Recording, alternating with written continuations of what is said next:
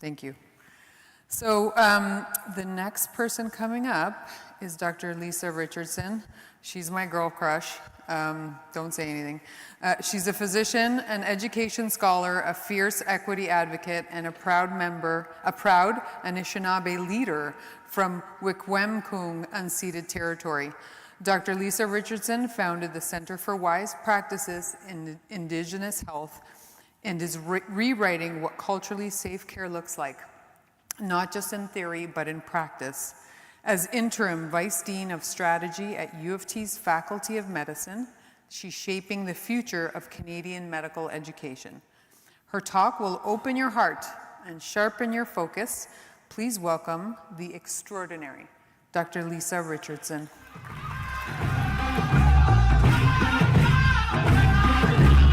They're still locking us up, we'll never be defeated. The only chains around my neck are medallions beaded. Our treaties are broken, these lands are unceded.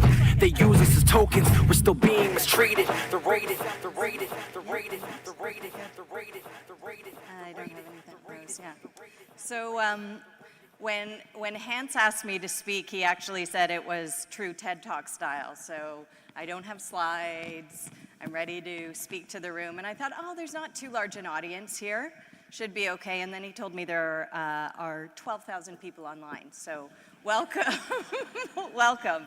My name is Dr. Lisa Richardson. I'm really excited to be here and really want to thank Hans and Tanya and everyone who's been involved in organizing this conference, such an important event. I actually routinely speak without slides. And I do that because I want to acknowledge different ways of knowing and different ways of being. As an Anishinaabe woman, I think about oratory and the power of oratory as a really important form of knowledge translation and knowledge mobilization for us. And although I can certainly create PowerPoint slides, I love doing that, I love graphic design, for me it's actually about asserting our space in these institutions to be able to use a traditional form of knowledge translation, which is oratory, the oral tradition. I'm going to start also by introducing myself. Traditionally, you heard my bio, but we as Indigenous peoples also like to acknowledge where we're from and our ancestors as a way to acknowledge our connection to the place of our origin. So my background is mixed. I'm proud Scottish, primarily on my father's side, and on my mother's side, I am Anishinaabe from a community called Shebanoning, and registered with Wikwemkung unceded territory. So our territory is unceded. It's about 4 hours north of here on the island that you will know as Manitoulin Island, in a very beautiful place. I also want to acknowledge that we are currently on traditional territory of the Anishinaabe, Haudenosaunee, Mississauga of the Credit. So this is an important traditional place also that has been a gathering place for thousands of years. And Takaranto, as it's now known, was a meeting place for nations from across the area. And I always think, as I look around at what Toronto is today, this meeting place, gathering place, a place that welcomes people from many, many different parts of the world, not just Turtle Island, as representative of that history. Isn't that a beautiful idea? And it will tie back in to a concept that I'm going to share with you called All My Relations. What I'm going to do in the next 15 minutes is I'm actually going to encourage you to think a little bit differently, not just about pain, but about well-being in general, and that's going to be based on our teachings. The teachings that I've received from many incredible elders. I'm not sharing them with you in a traditional way. I don't have the privilege of doing that. I am trained as an internal medicine specialist. I practice inpatient medicine, so my training is solidly in that Western medical frame. However, I did start an Indigenous center called Gunawishkadawe, and I work very closely with elders, and am very connected and committed to learning the teachings of my peoples. So the teaching that I want to start with, or the idea that I want to start with, is all about strengths. It's called Thinking About a Strengths-Based Approach. And in order to get there, I'm going to describe the story of my sister, who was a cancer patient. She passed away a year and a half ago, but lived for a long time in a very very rich way, meaningful way, deep way with cancer. In fact, her diagnosis, and she lived with metastatic cancer for 8 years. At the time of diagnosis, the cancer was advanced. It was already involving her bones, so stage 4 disease. It was what would be considered a very devastating diagnosis by anyone and for anyone. And the experience in many of these Western institutions would be to see the pathology of that diagnosis, to see it as a deficit, to see it as a great harm that had occurred to her. She was under the care of a healer at Anishinaabe Health Toronto, who very quickly flipped that around for her and said, this is not going to change you in a negative way. This cancer is transforming you. And so the idea of living with something that transforms her at the deepest level, the mental level, the physical level, cellular level, the emotional level, and the spiritual level, is a very different framing than living with something that is going to kill you, living with something that is a pathology, that is an illness, that is going to completely change your life. Of course, it did change her life. But that framing of living with a cancer as opposed to being in the mindset of battling it was quite a significant one for her. And this idea of how she was transformed by the illness, which eventually did lead to her death, and she's now in the spirit world, but that idea of being transformed by something was a really critical shift. What it represents from my perspective is thinking about being strengths-based. We are taught as medical practitioners to be deficit-based. In fact, that is deeply present when we describe the health and well-being of Indigenous peoples. We have data that constantly speaks to our health gaps. It speaks to the fact that we have higher rates of diabetes, higher rates of amputation, higher rates of suicide, higher rates of end-stage renal disease, and higher rates of metastatic cancer in certain forms. So imagine seeing yourself constantly depicted in that way, not only in the media, not only in our research, but in those interactions with healthcare providers. And in addition to being conceptualized in a deficit-based approach, many of our peoples encounter racism at that point of care, in addition to being in a system that is deeply exclusive and has been. So I am not suggesting that with a strengths-based approach, we ignore the gaps. Those gaps are very significant, but what I'm asking you to do is to understand that those gaps have emerged due to very specific determinants of health. And when we talk about Indigenous social determinants of health, we know that the most significant negative determinant of our health is colonialism and its resultant systems. The reserve system, the residential school system, the 60s scoop, the Indian hospital system, and many others. So we need to understand that those gaps exist in that broader context, but without focusing exclusively on the deficits for our peoples. So what does that mean? Actually, it turns out that one of the most protective determinants of health for our peoples is culture. Culture, language, ceremony, access to our teachings, access to ways of knowing, such as these ideas that I'm talking about right now, being transformed by a condition rather than being diagnosed with it and seeing it as a death sentence. So this idea of switching from deficit-based to strengths-based is extremely critical. I'm going to talk now, when I speak about the protective social determinants of health about one of the other factors that we know is important for our peoples, and this is self-determination.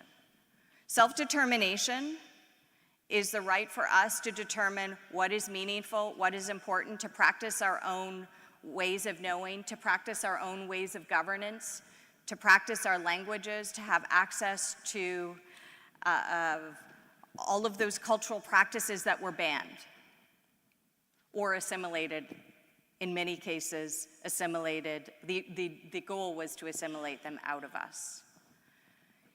If we understand that, that self-determination is protective, then we have to think about what does that mean in the healthcare setting. It means not only having access to those teachings and practices that may be important and meaningful for our well-being, but it also means honoring those rights that we have. And the UN Declaration on the Rights of Indigenous Peoples in Article 24 speaks specifically about our protected rights. And I just wanted to talk to briefly say what that is. Article 24, number 1, Indigenous peoples have the right to their traditional medicines and to maintain their health practices, including the conservation of their vital medicinal plants, animals, and minerals. Indigenous individuals also have the right to access, without any discrimination, to all social and health services. So this is a very powerful idea, that we have the right to those teachings and those medicines that we've learned from our ancestors, that ancestral wisdom, Indigenous science, alongside the best of this biomedical system that I'm proud to work within and that I certainly uplift and practice in my day-to-day. And this is a concept that's represented in this territory by the Haudenosaunee teaching of the two-row wampum, where we have the ship that's running alongside the canoe, very beautifully running alongside one another, as was the original intent in that treaty negotiation between the Dutch and the Haudenosaunee, where they ran alongside one another, respected one another, and did not interfere with one another. So if we're conceptualizing of health and well-being for Indigenous peoples, we have to think about that protective social determinant of health, which is having access to all of those teachings that many of us do want to seek alongside the best of these institutions that we work within. And for my sister, what that represented was not only having immunotherapy, radiation therapy, 5 different surgeries, but also traditional healing, being under the care of a traditional healer, using our plant medicines, being in ceremony. But there were many moments when there was a disconnect in that the practitioners in the hospital system did not respect or recognize the role of the other for her well-being. So when I speak about that distinction, I don't want you to think that I'm suggesting we don't want to have connection. I've just described to you the journey of my sister where she was able to do both. And that is really what we're seeking in our work, which leaves me to the last concept that I want to share with you that will hopefully be another generative one, in addition to the idea of being strengths-based and protective social determinants of health. And that is the idea of relationality. Being in relation with one another, being in relation with the world, being in relation with ourselves. This is most beautifully articulated to me by a Anishinaabe writer named Richard Wagamese. And I'm going to read with you because every time I read this, I think I could never paraphrase this writing. He wrote this actually in a column. Richard Wagamese was a writer, a thinker, a thought leader, and also a columnist. And he wrote this in the Kamloops back in 2013. When all my relations means that you recognize everything is alive and elemental to your being. There is nothing that matters less than anything else. By virtue of its being, all things are vital, necessary, and a part of the grand whole, because only unity cannot exist where exclusion is allowed to happen. This is the great teaching of this statement. When you say the words all my relations, you mean everything that you are kin to, not just those people who look like you, talk like you, act like you, sing, dance, celebrate, worship, or pray like you. Everyone. You also mean everything that relies on air, water, sunlight, and the power of the earth and the universe itself for sustenance and perpetuation. It's recognition of the fact that we are all one body moving through time and space together. You come to realize, too, that if we could all glean the power of this one short statement, we could change the world. We could evoke brotherhood and sisterhood. We could remind ourselves and each other that we need each other, that there is not a single life that is not important to the whole, or a single thing that is not worth protecting and honoring. Imagine bringing that into your practices as researchers, as leaders, as providers, as patients. A very powerful teaching about how we are all connected. So when I speak about the ship and the canoe, I want us to understand that we are all also interconnected. And I leave that beautiful idea from Richard Wagamese, which is not Richard's idea, it's an ancestral teaching. It is a form of knowledge that has been a story, a way of being that has been with us for hundreds of years. I leave that with you as a way to reimagine how you're caring for yourselves and your patients, particularly as we think about living with pain. And how do we shift from focusing on the deficits to focusing on our strengths? Miigwech, miigwech, miigwech, miigwech. We say that in the 4 directions in honor of all of those spaces. Thank you. Well done. Is that okay? Well done. Here you go. Is that okay? Nice. We have a question. Hold on. We just have a question from online. You spoke about the essential importance of relationships. How is social media affecting this? Do you have any questions, comments about how social media is affecting relationships in our Indigenous communities?